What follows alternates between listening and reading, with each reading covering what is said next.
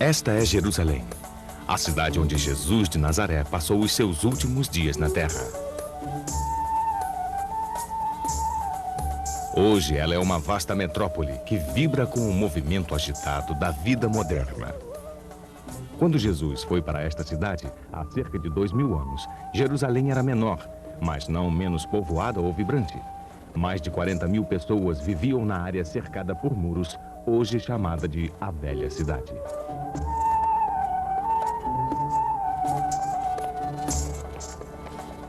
A cidade atual não é o mesmo local que Jesus conhecia, mas podemos ainda sentir a sua presença nessas ruas antigas.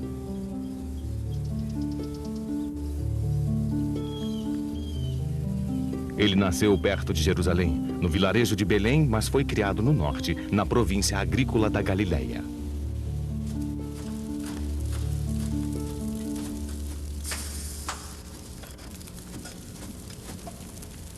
Aqui tornou-se um homem, entre os artesãos, mercadores, donas de casa e fazendeiros da cidade de Nazaré. Hoje podemos ouvir os ecos do mundo que Jesus conhecia na vida cotidiana das pessoas que ainda levam uma vida semelhante aos seus vizinhos e familiares.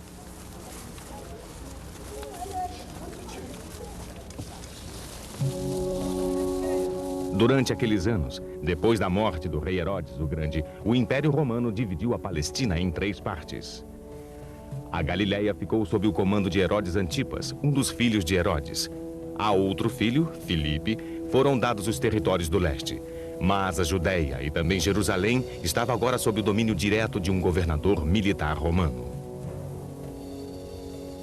Sob o seu pulso forte, o poder do Império Romano era uma presença opressiva e ameaçadora. Mesmo na Galileia, onde Herodes Antipas respeitava a cultura e a tradição judaicas, não era fácil para as pessoas viver sob o comando de 2 leis diferentes.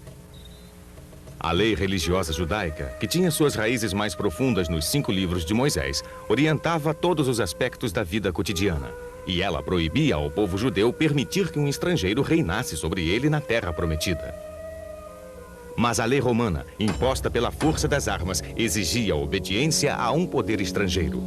Porém, para os judeus, mesmo o recenseamento romano era visto como um insulto intolerável, que queria demonstrar que o povo pertencia a Roma e não a Deus. E nas cidades situadas ao longo da planície litorânea, a cultura greco-romana era dominante.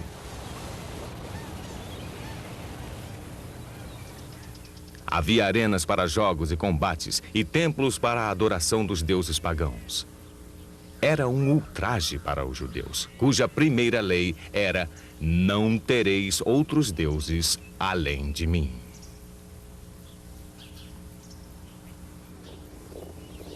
As rebeliões explodiram, lideradas por grupos religiosos como os zelotes, firmes na sua decisão de expulsar os opressores da sua terra. As colinas da Galileia eram conhecidas como o foco das insurreições. Milhares de rebeldes e insurgentes foram presos e crucificados.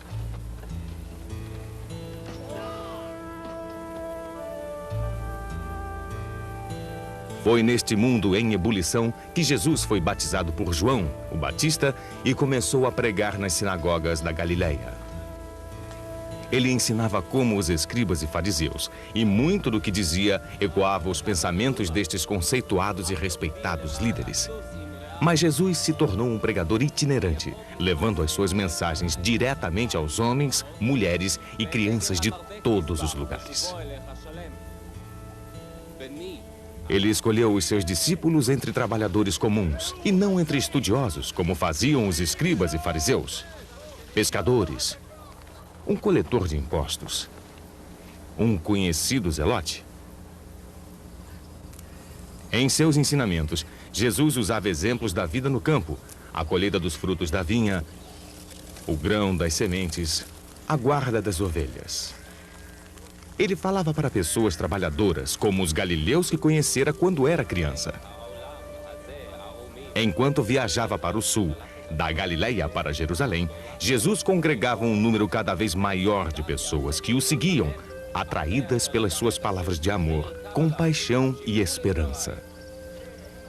E atraídas pelo seu poder de curar suas aflições e suas feridas.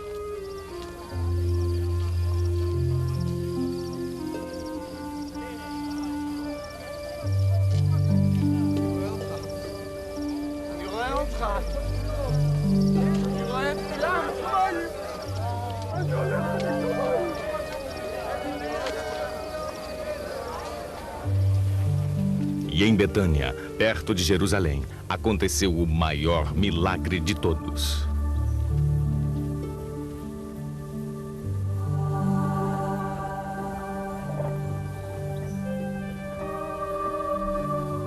Lázaro estava morto há 4 dias, quando Jesus o chamou de volta do túmulo.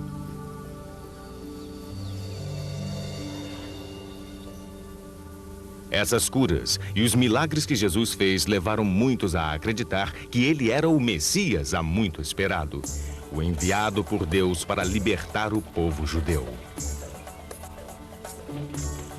Uma vasta multidão seguia Jesus quando ele finalmente se aproximou de Jerusalém para a comemoração da festa da Páscoa. Jesus e sua época. Os últimos dias.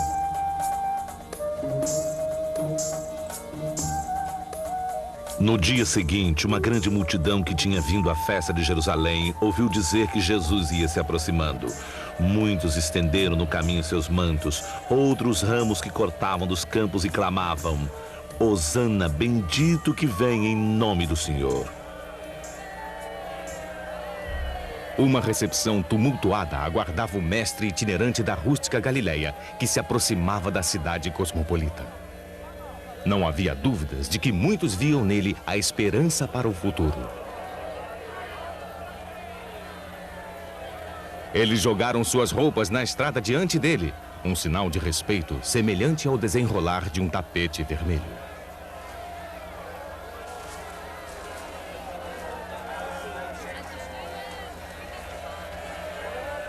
E Jesus foi até Jerusalém, como se cumprisse a profecia contida em Zacarias, capítulo 9, versículo 9, que fala sobre a entrada de um rei.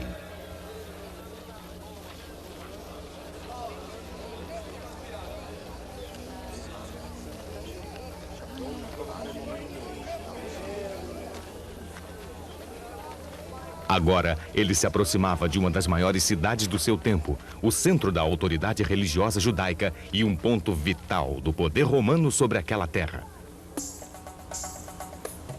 Jesus não reconheceria a Jerusalém que nós conhecemos hoje.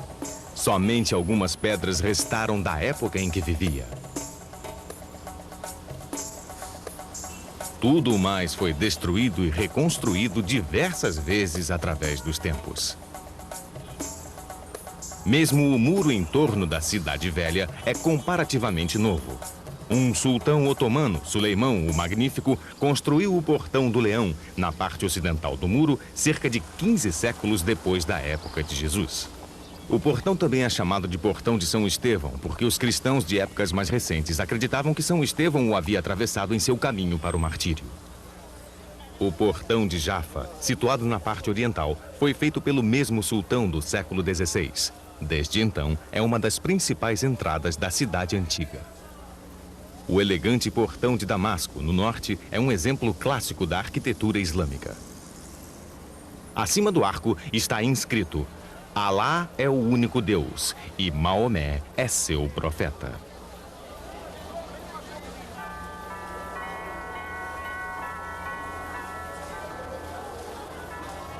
Hoje, as multidões de peregrinos atravessam os portões de Jerusalém em direção aos locais sagrados das 3 grandes religiões que reverenciam esta cidade: o judaísmo, o cristianismo e o islamismo. Os cristãos percorrem a Via Crucis, o caminho do sofrimento, que muitos acreditam ter sido a rota de Jesus em direção à sua morte no Calvário. Na verdade, os seus pés nunca tocaram estas pedras e os seus olhos nunca viram estas construções.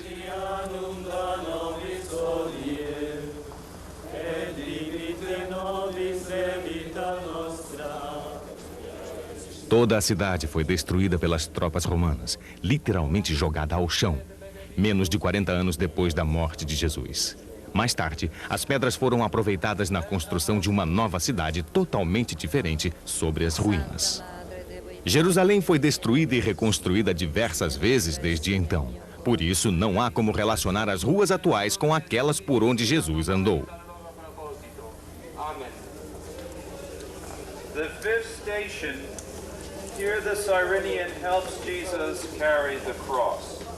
And may they generously follow your call. Amen. Pater noster, qui es in celis, sanctificetur nomen tuum. Mas aqui, onde a Via Crucis termina na Igreja do Santo Sepulcro, os fatos verdadeiros não parecem ter muita importância, comparados com a profunda experiência de compartilhar simbolicamente da paixão final de Jesus.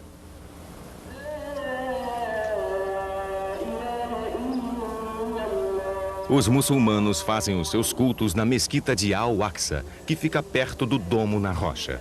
O domo está localizado no local do antigo templo onde Jesus uma vez pregou e foi construído há cerca de 1.300 anos sobre a rocha de onde, acredita-se, Maomé ascendeu aos céus.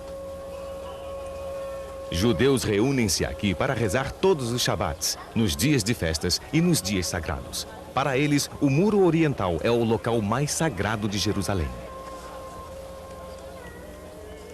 Estas rochas maciças são remanescentes do muro do antigo templo. A praça onde essas pessoas estão rezando está, na verdade, cerca de 12 metros acima da rua onde Jesus deve ter caminhado.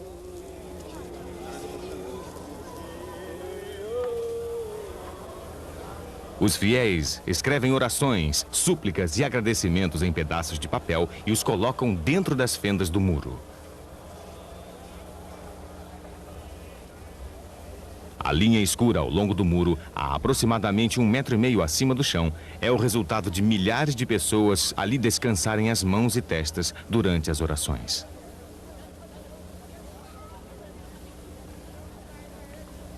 A área é dividida em seções separadas para homens e mulheres. No Oriente Médio, as mulheres em geral ficam segregadas dos homens durante a observância religiosa pública.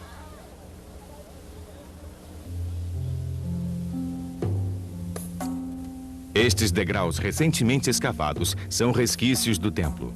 Este é um local na moderna Jerusalém por onde Jesus deve realmente ter caminhado. Eles são intencionalmente irregulares, alguns mais altos do que os outros, outros mais estreitos, talvez para garantir uma certa compostura na sua subida.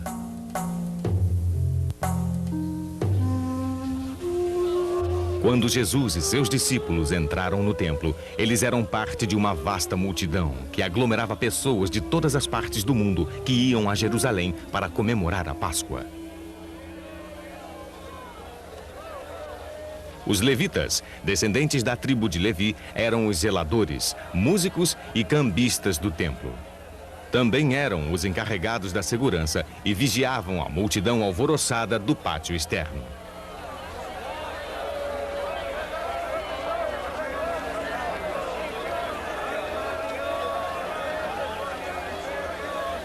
Havia um comércio intenso de animais para o sacrifício. As pessoas levavam dinheiro de todas as partes do mundo. Mas como somente os ciclos tírios eram aceitos no templo, outros levitas trabalhavam no câmbio das moedas.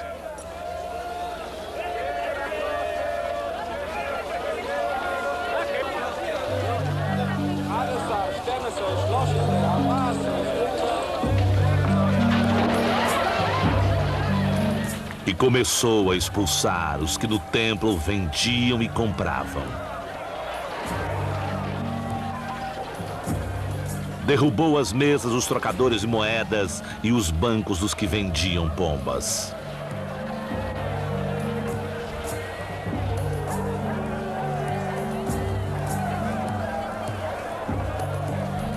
E ensinava-lhes nestes termos: não está porventura escrito: a minha casa chamar-se-á a casa da oração para todas as nações? Mas vós fizestes dela um covil de ladrões.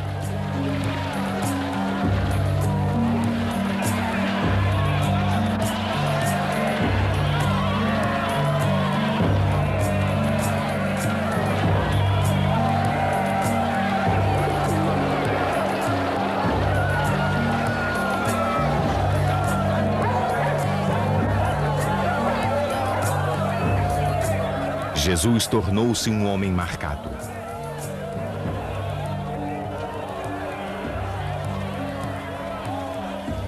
As autoridades do templo sabiam que ele havia ressuscitado Lázaro. A sua entrada triunfante em Jerusalém não podia ter passado desapercebida. E agora, este ataque veemente dentro do próprio templo. A Páscoa era sempre uma época perigosa, quando as multidões que enchiam Jerusalém poderiam facilmente se aglomerar em torno de um líder carismático. Isso já havia acontecido antes. As revoltas sempre se iniciavam no templo, um ímã no coração da cidade. Construído por Herodes o Grande, o templo era uma maravilha arquitetônica da época. As pessoas viajavam de todas as partes do mundo antigo somente para admirar o seu esplendor. A construção havia começado mais de uma década antes do nascimento de Jesus, e os seus toques finais ainda estavam sendo feitos quando ele morreu. A maior parte do resto da cidade também havia sido reconstruída durante o reinado de Herodes. Cobrindo quase um acre de terreno, esta maquete em escala nos dá uma boa ideia de como era a cidade naquela época. Imagine-a tomada por multidões de pessoas de todas as partes do mundo.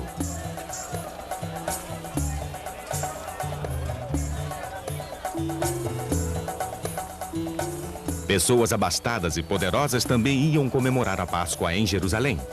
Elas ficavam na parte alta da cidade, onde a classe dominante vivia. O governador romano Pôncio Pilatos talvez tenha se hospedado no magnífico palácio que Herodes o Grande havia construído para si mesmo. Pilatos viera da sede do seu governo, que ficava em Cesareia, na costa do Mediterrâneo, trazendo tropas romanas, no caso de algum problema acontecer. Perto dali ficava o palácio do sumo sacerdote Caifás e do seu sogro Anás, um antigo sumo sacerdote. O Evangelho de João nos conta que estes dois já haviam se reunido com o conselho judeu, chamado Sinédrio, para discutir a ameaça representada por Jesus e seus discípulos. Outra grande mansão provavelmente abrigou Herodes Antipas, soberano da província natal de Jesus, a Galileia. Ele também fora a Jerusalém para participar da festa. Antipas foi o homem que mandou prender e decapitar João Batista.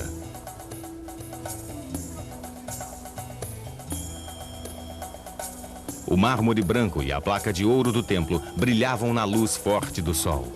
De qualquer lugar de Jerusalém podia-se vê-lo. Os muros de calcário da Basílica Real de Herodes se erguiam acima do lado sul do Muro de Retenção.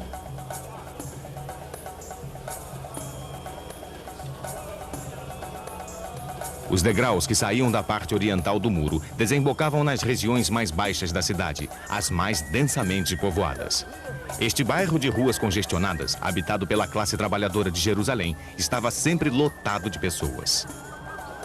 Para as pessoas que moravam aqui, a Semana da Páscoa era a época mais agitada do ano. A cidade, que tinha em torno de 40 mil habitantes, recebia mais de 150 mil visitantes.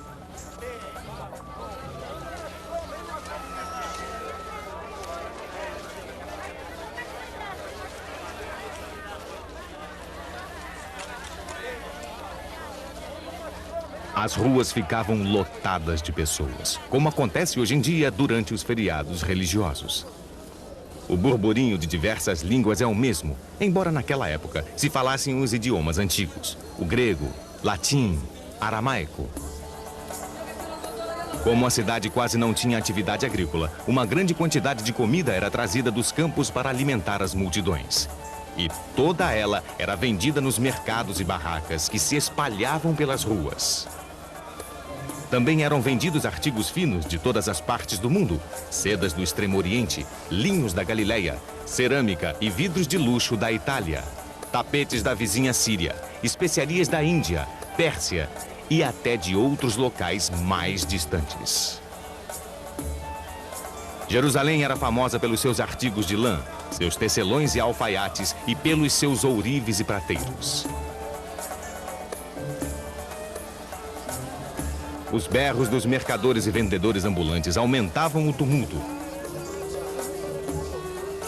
As multidões entupiam Jerusalém, obrigando muitas pessoas a pernoitar acampadas fora dos muros da cidade.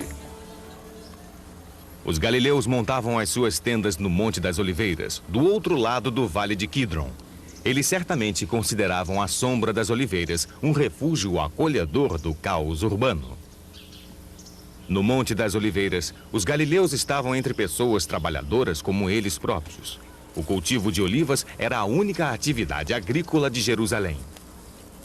Havia uma competição acirrada para colher o fruto no seu auge, com as mãos ou sacudindo os galhos abarrotados com varas compridas. As olivas eram uma importante fonte de renda.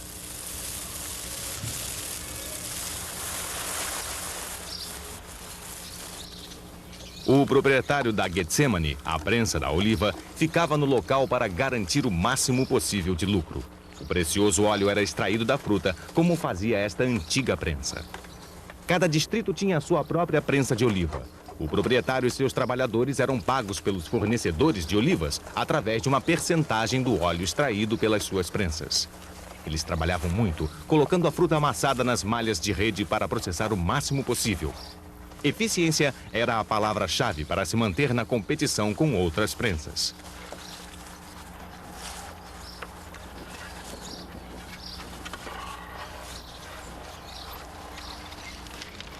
Músculos e pedras pesadas aumentavam o peso da alavanca que caía sobre a polpa, extraindo até a última gota.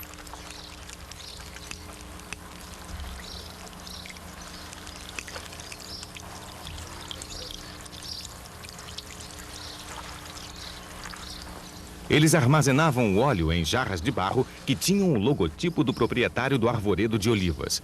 O óleo era vendido para uso culinário, como combustível para lamparinas e como ingrediente básico de remédios, pomadas e creme para a pele. Esse proprietário de prensa poderia não somente vender o seu óleo, mas também comercializar o restante da polpa para ser usado na fabricação de sabonetes ou como as sandálias de fornos.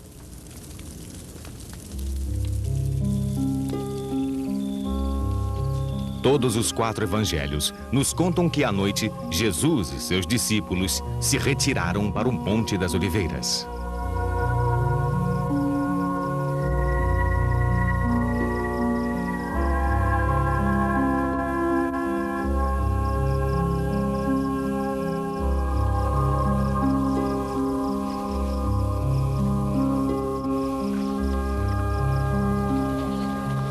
A luz do dia assistia ao apinhamento humano nos pátios do templo quando a Páscoa se aproximava. Todos os que iam a Jerusalém iam ao templo, inclusive os viajantes não judeus, interessados somente em assistir o espetáculo.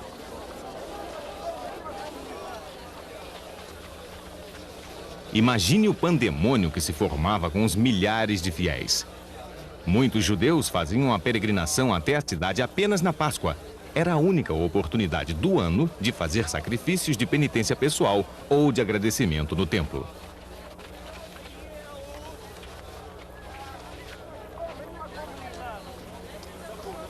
Para alguns peregrinos de terras estrangeiras, era a única oportunidade de toda a vida.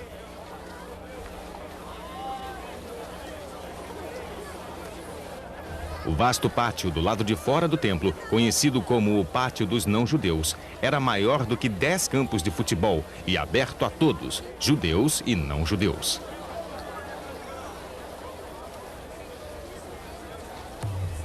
Acima se erguia a Fortaleza Antônia, protegida por tropas romanas. Durante a Páscoa, as tropas de elite de Cesareia também ali ficavam, prontas para reprimir qualquer distúrbio. Somente os homens e mulheres judeus podiam entrar no templo, que ficava no mesmo local do templo do rei Salomão até cerca de 600 anos antes. Na barreira que separava as duas áreas ficavam pedras, onde avisos escritos em grego advertiam os estrangeiros a ficar do lado de fora, sob pena de morte. Até mesmo os soldados romanos respeitavam a proibição. Eles nunca atravessavam este portão que dava no Pátio das Mulheres, assim chamado porque era o mais próximo das partes internas do templo às quais as mulheres judias tinham acesso. Era um local de encontro, agitado a qualquer hora do dia. Ali, os mestres ensinavam, os estudiosos debatiam, as famílias e amigos se encontravam.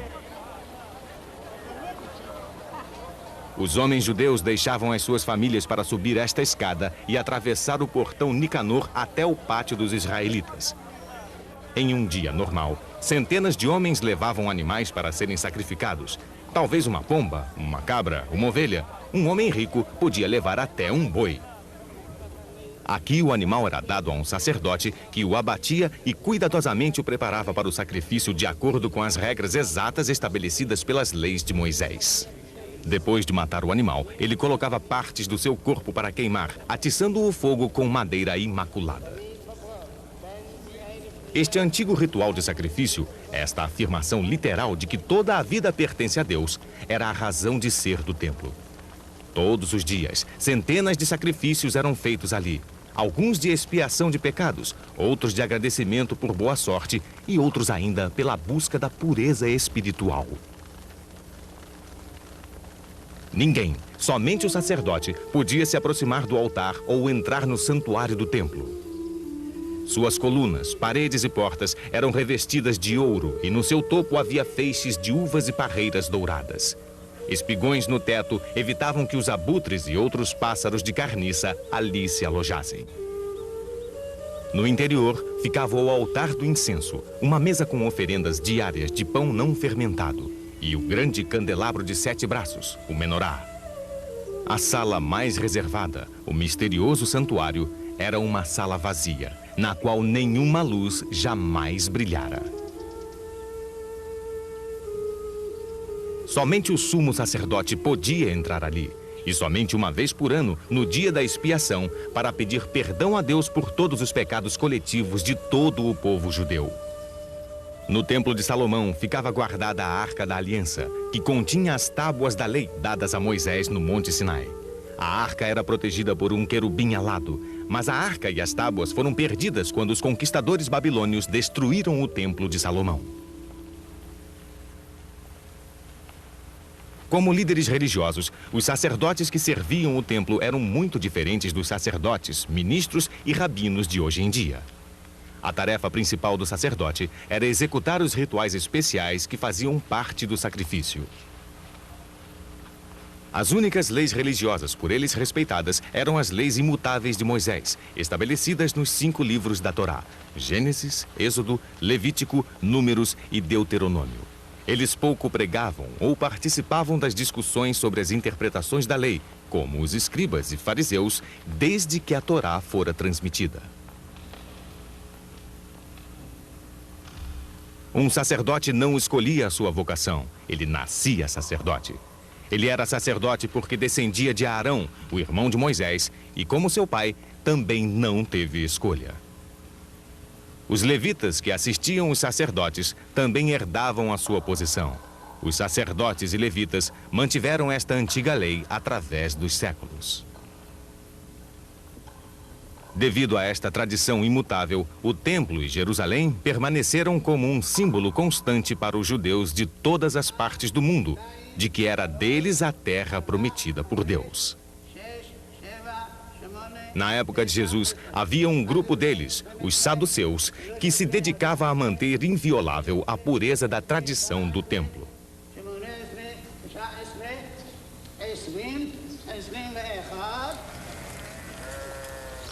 Os rituais da Páscoa eram diferentes de qualquer outro ritual. Milhares de ovelhas eram levadas à cidade para serem sacrificadas. Atualmente, os sacerdotes samaritanos comemoram a Páscoa no Monte Garizim, seguindo o mesmo ritual daquela época. Era o único dia do ano em que os animais não eram sacrificados pelos sacerdotes. O sacrifício era feito pelos próprios chefes de cada família.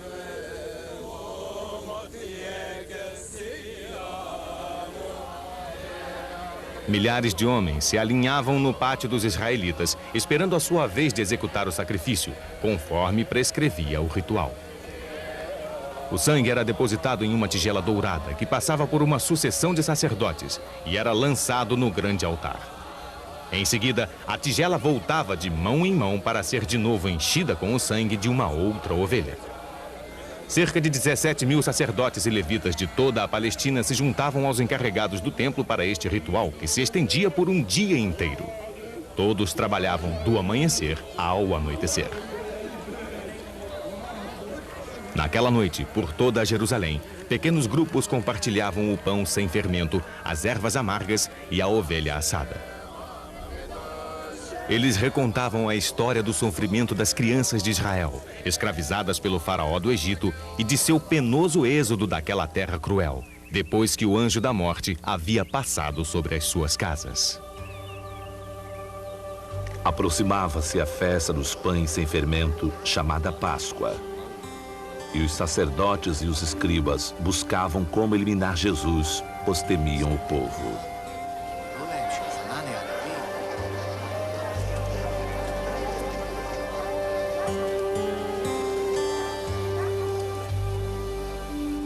Foi nesta atmosfera extremamente tumultuada da Páscoa que Jesus fez a sua pregação no templo.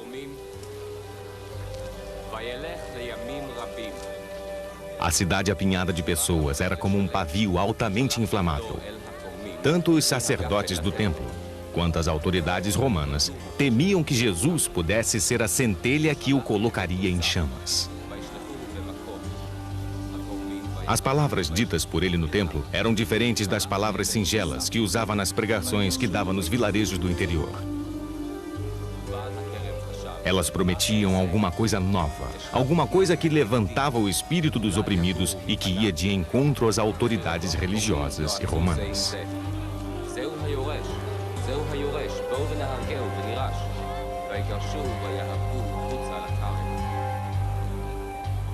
Eu sou a luz ao mundo.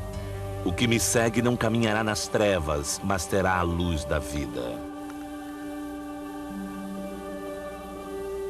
Porque não vim para julgar o mundo, mas para o salvar.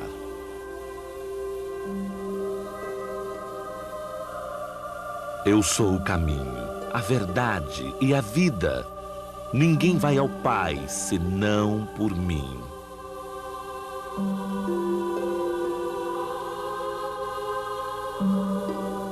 Em verdade vos digo que quem escuta a minha palavra e acredita naquele que me enviou tem a vida eterna e não está submetido ao julgamento, mas passou da morte à vida. Agora chega o momento de ser julgado este mundo. Agora o chefe deste mundo será lançado fora. Mas eu, quando for levantado da terra, atrairei todos a mim.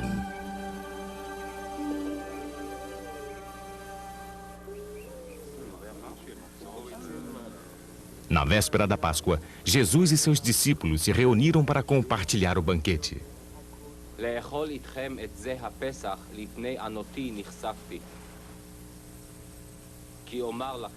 É este banquete que conhecemos como a última ceia.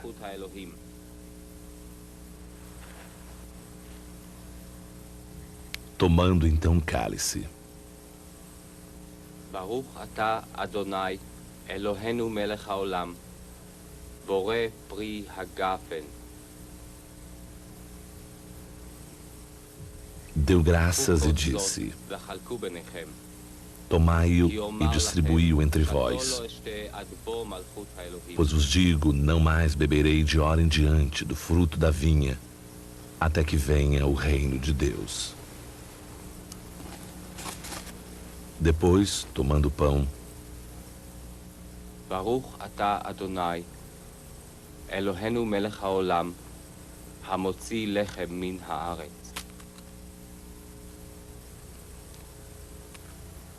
e dando graças, partiu e deu, dizendo-lhes: Este é o meu corpo, que é dado por vós. Fazei isto em memória de mim.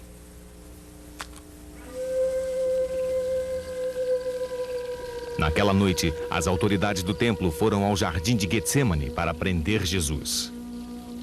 O discípulo Judas o havia traído com um beijo. Judas recebera 30 moedas de prata como pagamento, o preço de um escravo.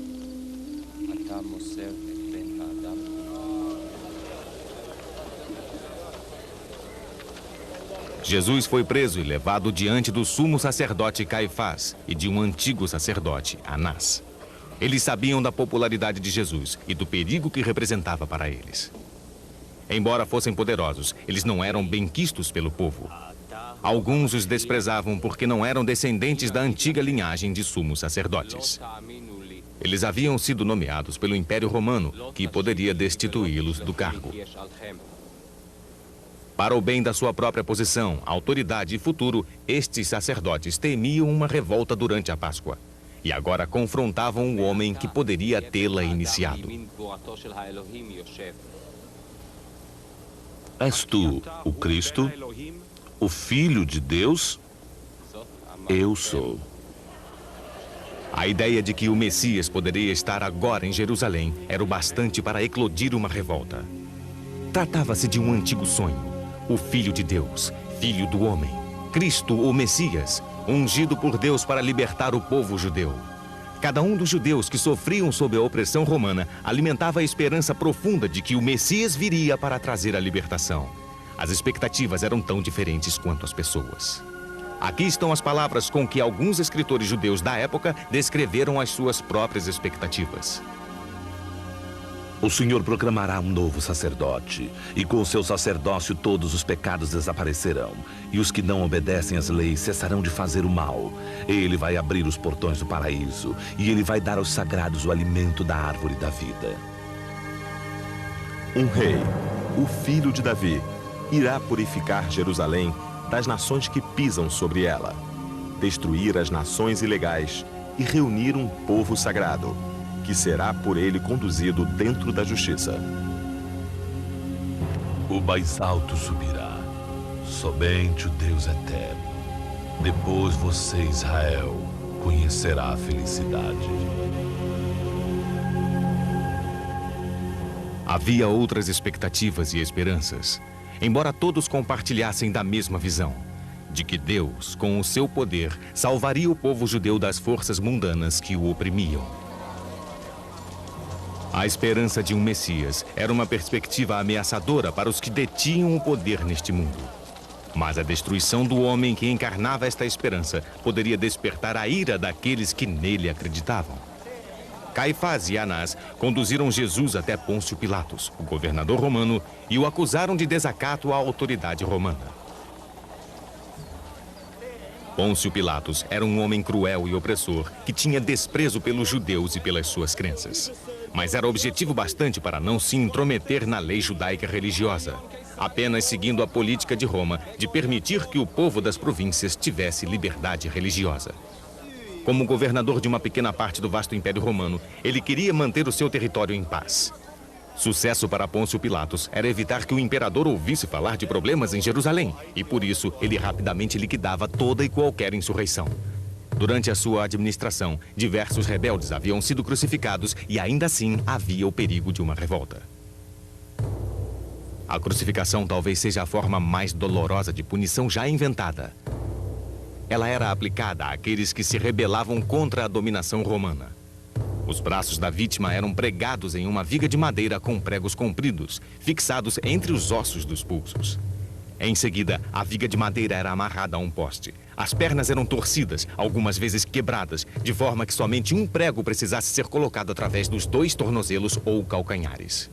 Algumas vezes um soldado poderia sentir pena e oferecer à vítima uma esponja embebida com vinagre ou mirra, um narcótico, ou até mesmo esfaqueá-lo. Algumas cruzes tinham uma pequena estaca ou assento para apoiar o corpo. Isto era particularmente cruel, pois prolongava o momento da morte. No entanto, uma vítima que tivesse sido antes espancada sangraria até a morte em questão de horas. A morte, em geral, vinha lentamente, demorando vários dias.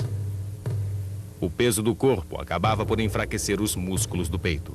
A vítima não conseguia mais respirar. A morte era por asfixia.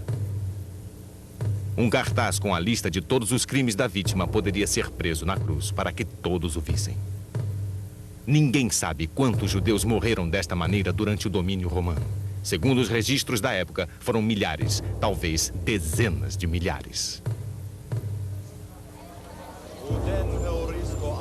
Pôncio Pilatos não hesitava em crucificar os judeus rebeldes. Mesmo que a princípio não tenham ordenado a morte de Jesus. Talvez ele estivesse igualmente preocupado com os efeitos que a sua morte pudesse provocar nos seus seguidores. Por isso mesmo, aproveitando o fato de Jesus ser galileu, ele o enviou para Herodes Antipas, o soberano da Galileia, que estava em Jerusalém por conta da Páscoa.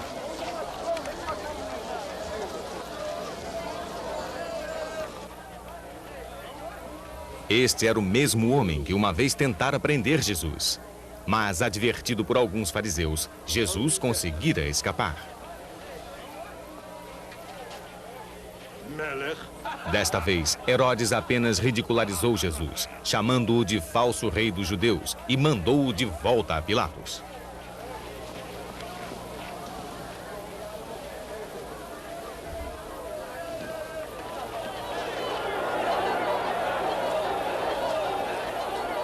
O romano hesitava em transformar Jesus em um mártir.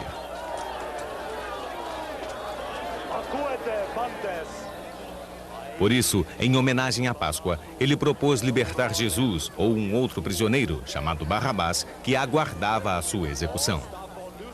Barrabás era considerado rebelde e assassino. A acusação de assassinato significava que ele havia matado um soldado romano durante uma insurreição. Mas, aos olhos de muitas pessoas, isto o tornava um herói. E que esperança poderia oferecer um Messias que não lutava pela sua própria vida?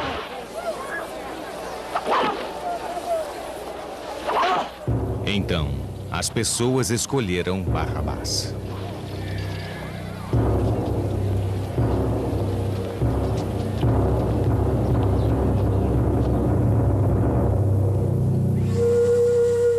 Jesus foi condenado à morte.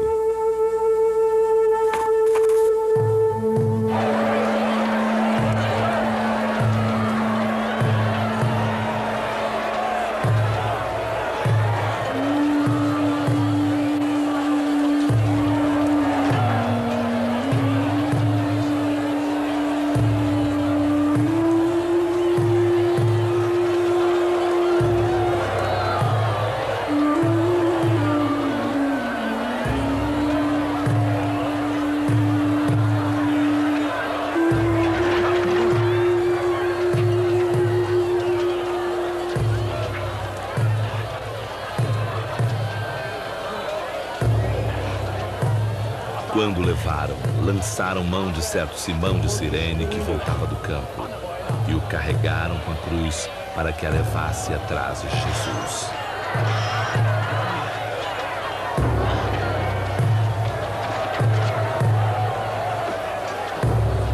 Seguia o grande massa de gente e mulheres que batiam no peito lamentando-se por ele.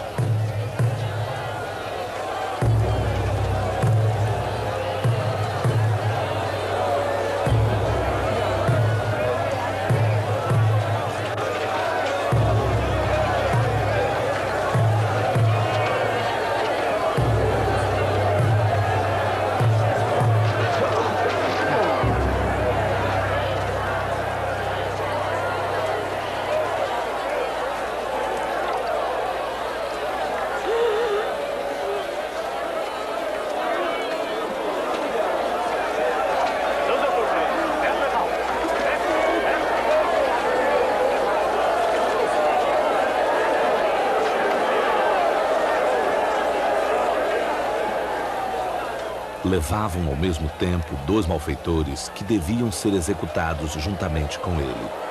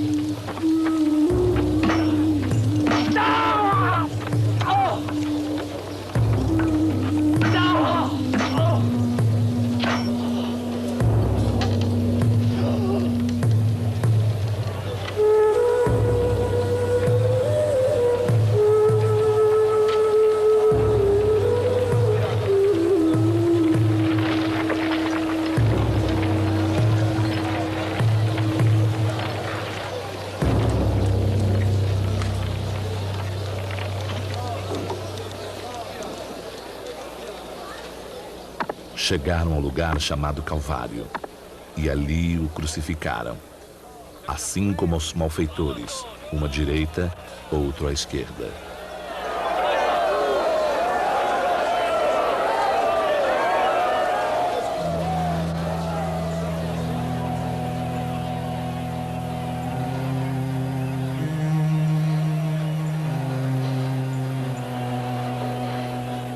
Pai, perdoa-lhes, porque não sabem o que fazem.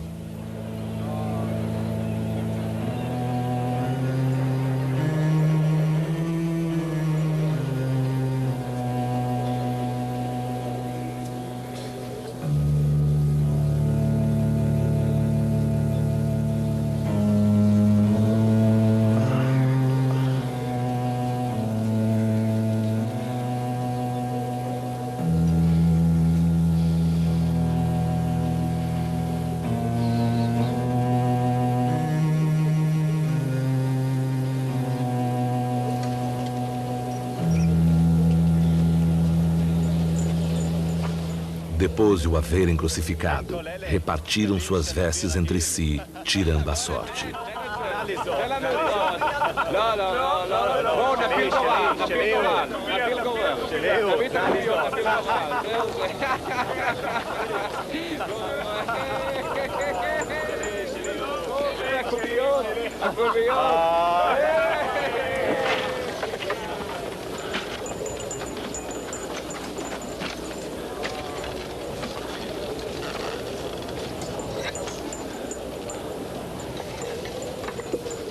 Por cima da sua cabeça puseram-lhe a causa da condenação.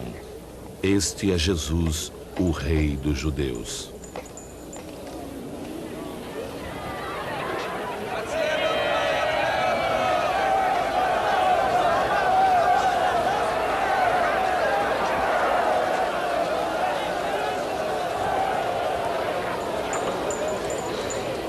הושע נפשך, כי מלך היהודים אתה.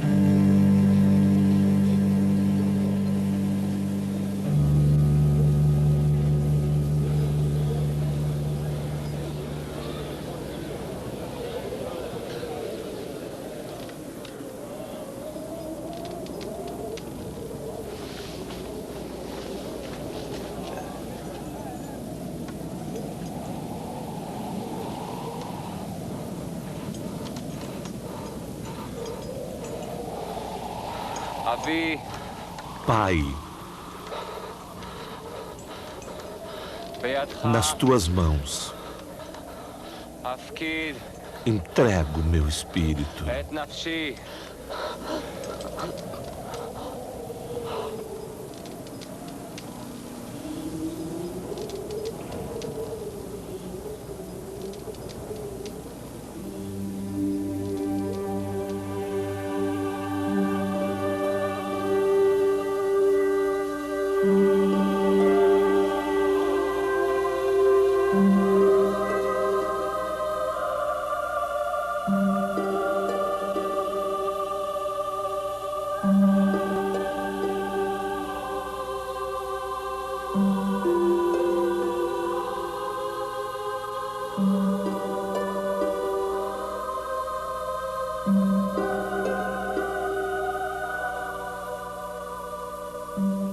Jesus morreu numa sexta-feira.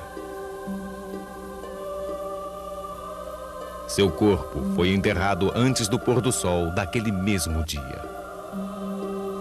3 dias depois, o seu sepulcro foi encontrado vazio. ele havia ressuscitado. Eu sou a ressurreição e a vida. Todo aquele que crê em mim, mesmo que esteja morto, viverá. E todo o que vive e crê em mim não morrerá jamais. Alguns discípulos viram-no vivo pelos 40 dias seguintes.